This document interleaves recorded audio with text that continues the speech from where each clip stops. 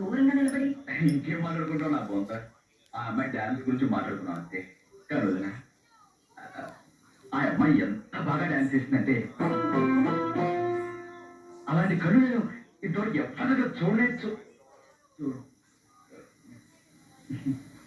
అమ్మాయి పేరేమిటి? అడగలేదే.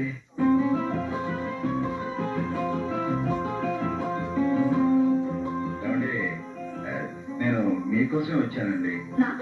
ఎందుకు? అదేనండి ఆ రోజు మనం కలుసుకున్నాం, సరదాగా మాట్లాడుకున్నాం, కానీ అదేమిటో ఒకరి పేరు ఒకరు అడగడమే మర్చిపోయాం. మీ పేరు నాకు అవసరం లేదు, అందుకే అడగలేదు. అంతే అంటే నా పేరు తెలుసుకోవాలని మీకేమాత్రం అంటే అది కొంచెం కూడా ఇది. మీ పేరు నాకెందుకండి? నిజమే, వదిలేండి. పోనీ మీ పేరేమిటో అదైనా తెలుసుకోవచ్చా?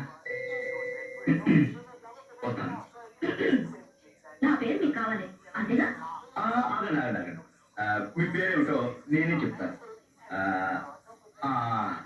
మీ కళ్ళు విశాలంగా ఉంటాయి కాబట్టి మీ పేరు విశాలి. మీ మొహంతా పద్మలా ఉంటుంది కాబట్టి పద్మావతి. శుభ, స్వప్న, రంభ, ఊర్వశి, మేనక, తిలోత్తమ, వైజయంతిమాల. సరేనండి, మీ పేరేమిటో మీరే చెప్పండి.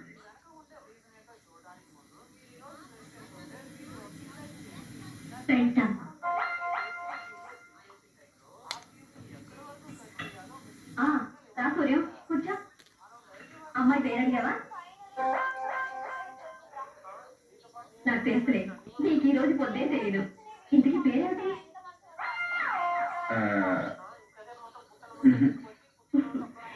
ఏమిటయ్యా, మగాడి పేరు ఆడ చెప్పకూడదు కానీ మగాడు నీకేం చెప్పు. వద్దు, ఏ ఇప్పుడు చెప్పకూడదు. ఏ ఎందుకని?